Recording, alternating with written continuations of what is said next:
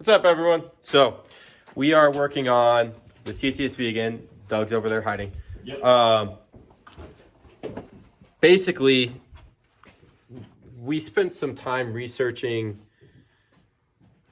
different setups. I mean, how these exist on LS engines. We looked at Google Images and saw what people do on different cars, and we kind of have an idea now. Yeah, to fit shit under the hood. Yeah. So, the new plan is to clock this so it's about 180 degrees from where it was. Originally, this was pointing straight down. It's a little over 180 degrees. And then we're fairly confident that between... Where's that piece? There it is. This run up... It's very hard to get a good angle on this. This run up from the bottom and one of these cut to the right length, we can make that 90, and it's not even too tight. Like it seems to be a semi-properly radius 90. And then this, yes, I know. If we cut it right about here, so it goes straight down, we'll have this other mostly 90, and we're pretty sure we can get it to connect to the intercooler right there. The ECU's in the way, but it's just zip tied on anyway, so we're gonna relocate that and hopefully bolt it in instead of zip tying. So the reason why we're trying to move the supercharger like sticking straight up like that is that when it went down here, there's really no room there. Like the gap between the engine and the actual, like the kind of unibody frame rail stuff going on down there is pretty much the size of this. So we have no idea how they even like got the rubber hose on before. It looks like they probably had to put it on the supercharger and then put the whole supercharger back in the car. And it rubbed a hole real fast. It was leaking. So we're hoping we can do this. We're just using the hole that someone already cut there. And hopefully we can piece something together here out of just some spare parts we have. We've got some, where's that stand? We've got some 3-inch stainless straight stuff, just some scraps of this laying around. And then hopefully we can cut a couple couplers out of this piece that's, this is the one we wore through right there. So hopefully we can, between that stuff and what the other stuff we have just laying around, piece something together that will actually work on this. Henry is working on remounting this guy.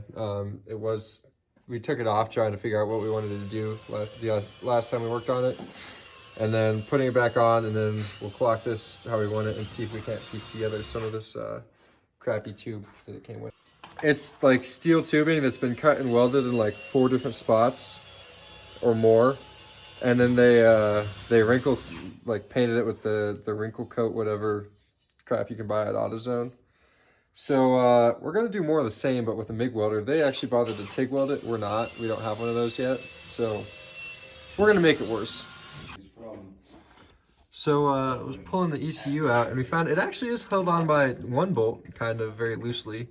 It's kind of right there.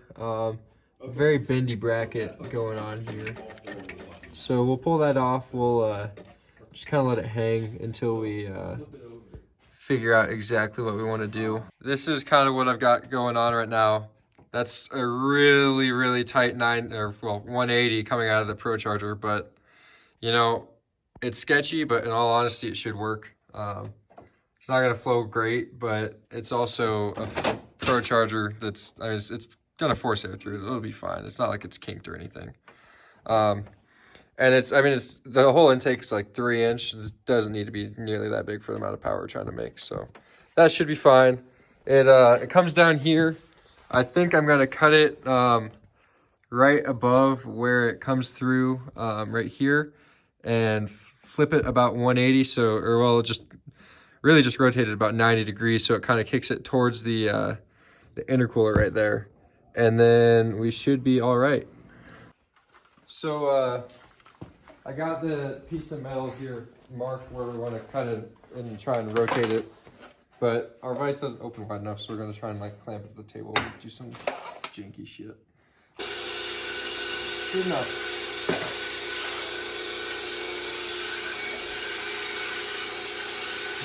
side. Which side?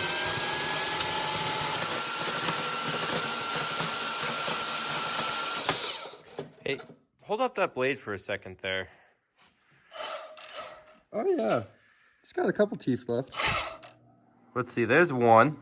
There's some teeth. There's a few teeth. They're pretty those short. aren't teeth. Those aren't teeth. Yeah. Okay. Yeah. It might be time for a new blade. Yeah, those cost money.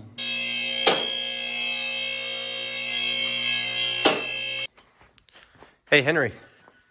Didn't you just sort that? Yep. Didn't you just kick that over? Yep. Okay. Yep. Oh.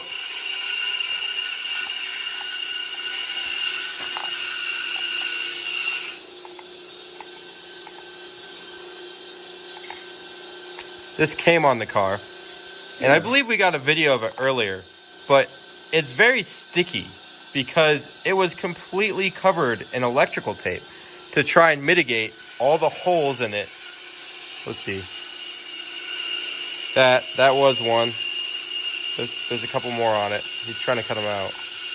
Where that right there is just completely shattered out of the turn signal holder, meaning that yet another junkyard part needs to be found. And we didn't do that, by the way. That was already in existence. Yeah, that's a part of this car that we haven't made worse because someone else already beat us to it. The nice thing is they already pulled out our fender liner here. So it's very easy to work in here. Yeah. It also means everything was getting smashed by road debris, but hey. There you go, mint. Shit. That actually could work. That actually might work. Right up here, this is that piece that Henry cut in half, and for whatever reason, it just fits. And the other part's up there, right into it. The one thing we're unsure about, so I think we pointed it out earlier, but there's a bunch of washers on this, and I don't know, all the belts line up, but I don't know why it would require washers. If this was truly an LS6 kit, and all the parts for this are supposed to be on this engine, I don't know why they need to do that. We are afraid that when we pull them off, it almost looks like if we pull them off, the belt will not line up. Down at the base in there. So, I mean, there's probably a reason they put them on there, but I don't know why they would need it. The other option is, it's very possible they had to do that to make it fit right here. I mean, it is in there. There's like, you can slide paper under there, but that's it. So, there's a big gap up there, right? Like just a little ledge from this. And I don't know if it means if the other fender, this guy right up here. Oh. If there's the fender liner that's supposed to be in here is supposed to come up here and like mesh up in there, or I don't know. We're going to have to look at, hopefully find a good enough version of it, just a plain CTS in the junkyard. The one, pull all these parts, and two, figure out what we're actually missing. Just go on so easily earlier. There you go. I feel like you're better off doing this side first.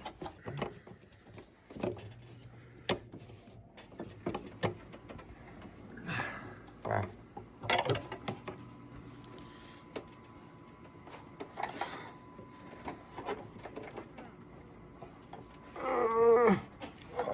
Just about there. Oh, there it is. Hey! So in case you're wondering, that's not the right way to actually put that on. The problem that we run into is, I wonder if the belt's not actually all, oh no, it's all in. So the proper way to do this is there's a bolt that goes through this that you loosen, or well, it's more of it's a stud. And then you can loosen this right here and it relieves tension and lets this whole preloaded spring piece rotate. But we can't get to that. We haven't made a tool yet. We're gonna have to like cut a socket and like weld it to a flat bar to be able to get in there because it's too close to the radiator.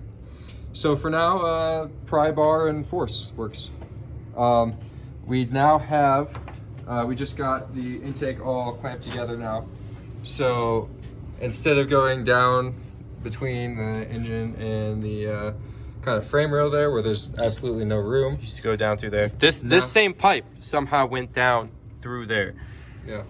So now we have a little curlicue thing. Very, very flow efficient for sure. All that's left is remounting the ECU, and it's ready for a test drive.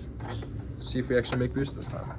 My hypothesis here is that headlight bracket it's pushed all the way up against is going to make it a mile down the road before something fucks it up and we lose our headlight. You know, I'm not going to disagree with that. What we could do, we got a giant hose clamp. We could clamp from here around this and try and suck it in a little bit. Yeah, actually, yeah. Shit. Let's do some stupid stuff. Okay, so that's kind of sliding around, so I'm going to clamp a piece of hose clamp just to the pipe itself first and see if that can't serve it a little bit of a catch. It's just getting jankier by the second. Yeah, well, I'm trying to protect your headlight because you made such a big deal out of it. Henry, the blinkers don't work already. Like a lot of the electrical doesn't work already. I'd like to keep the headlights at least. Yeah, I know. That's why I'm doing this. What a great brother. Okay, let's see if that's enough to just kind of like hold this clamp down there. Relieve a little bit. Hey, there we go. Now you're away from it. Actually, that's not bad. Yeah. There you We go. can't get any more than it already was. Professional. Oh, that's a problem though. What? Well, now we've got our rubber hose up against the metal. Oh. So let's see if I can back it off. Okay, now we're not touching anything. That's some quality fitment right there. That is some jank. It might be. So, that came off the Chevette. Let's see if we can.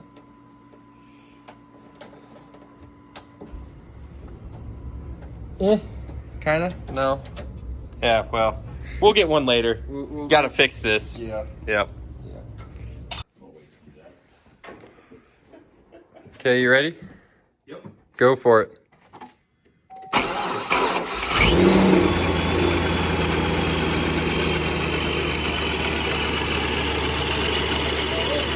Beautiful.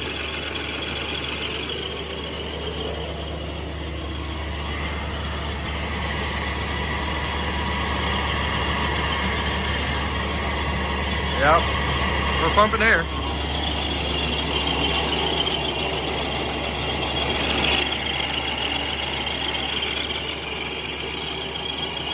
It's gonna need. All right, so she runs. It doesn't really vibrate.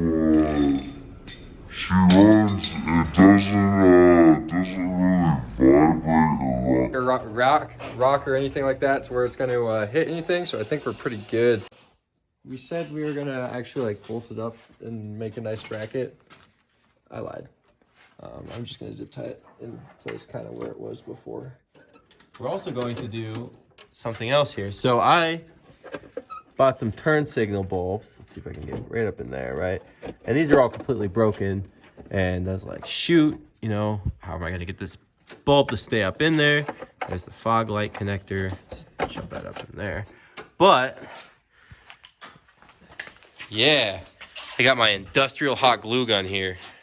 Lots of use out of this baby. So I'm actually just going to freaking hot glue those up in there. And eventually we'll get another whole assembly out of a junkyard car. But for now, that's going to work. So we have our nice boost gauge holder, courtesy of Doug here. Just kind of holding it right there so you can kind of see it.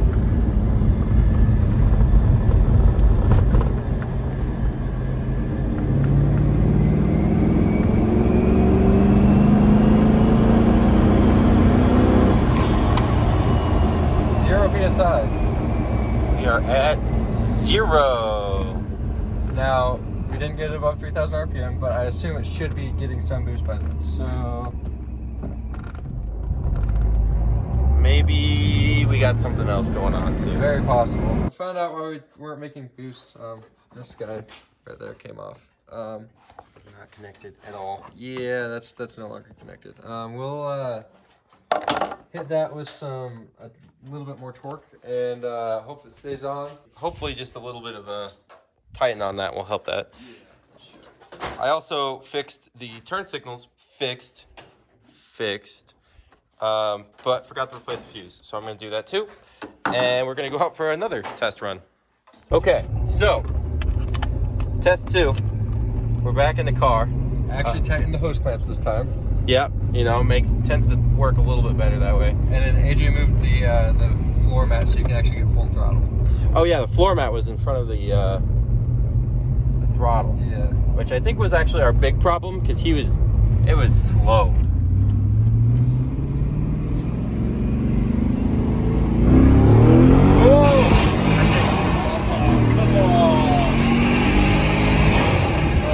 I think we blew it off. Yeah, that's what it sounds like when you blow it. Yeah, we definitely popped another pipe. Fortunately, this one actually kind of easy-ish to get to, so hopefully it's a quick repair. We really need to get some T-bolt clamps on this thing so that it actually holds, and some bead-rolled pieces of tube wouldn't hurt either, or like a single piece instead of like 12 cobbled together. But That's a problem for future us. yeah, that's tomorrow's problem. Take 3. We've done some more stuff with hose clamps, and hopefully it works. Hopefully. Keyword. Yeah. Okay.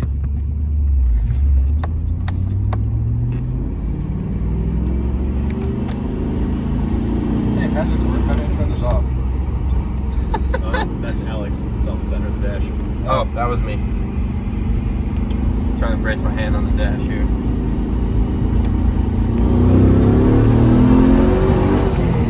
Lost it again.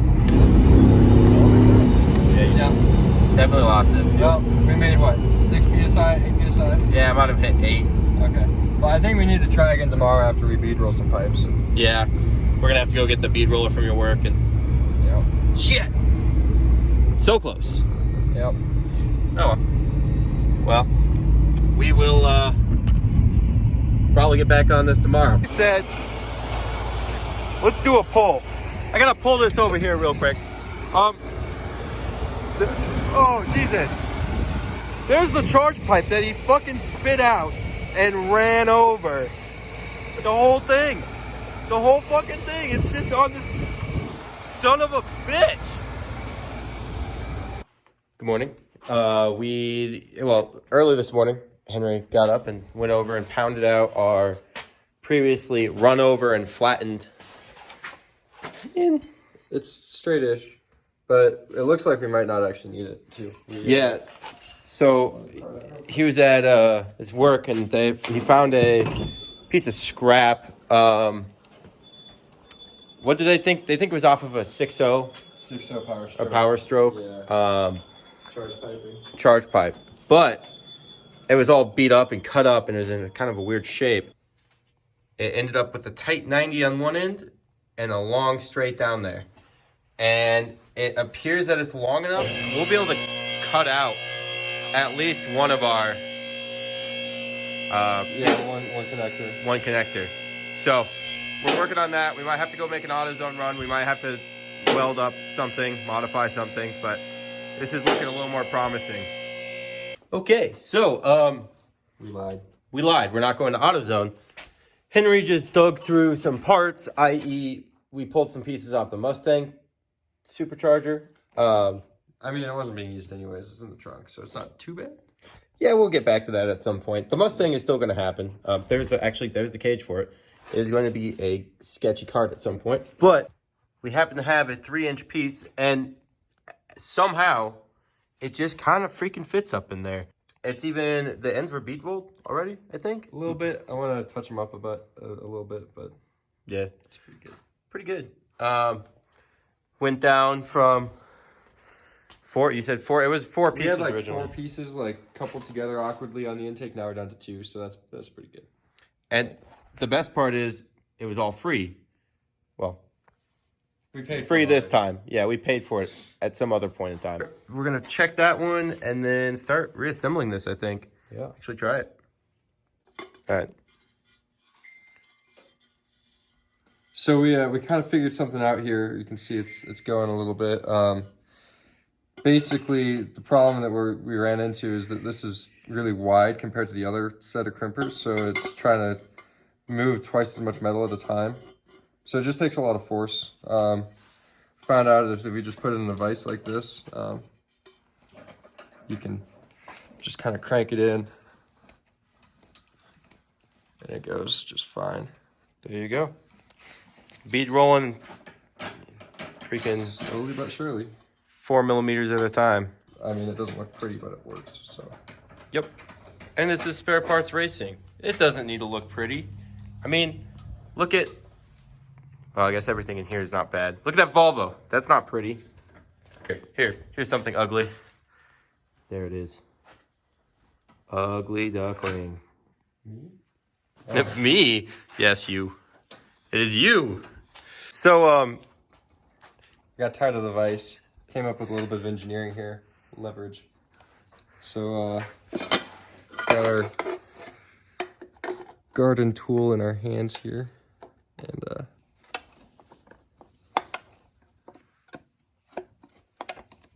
yeah, much quicker. Yep. I think we're good enough there. That should work pretty well. Yeah, that second part, the second 3/4 of that took about, what, 10? 3 minutes? Yeah, 3 minutes. Yeah. 10th the time it took for the first. Yeah. Well, there's your magic tool right there. I just made a little shift knob because the one that was on it, like, it was impossible to hit a gear because it just like spun and rotated and it was just awful. So I made that real quick, and then we fixed hopefully all the boost leaks. So we're gonna see what happens here.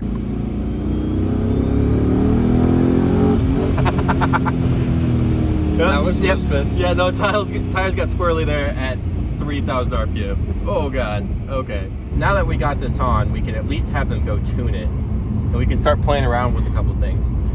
I need to do some research on those injectors, probably on the Sloppy Mechanics page. That's pretty much the go-to for LS stuff. If they're good, I mean, we'll just take it in and have them tune it and see if we run out of fuel pump or not. It's possible we might be able to crank up the boost a little bit more.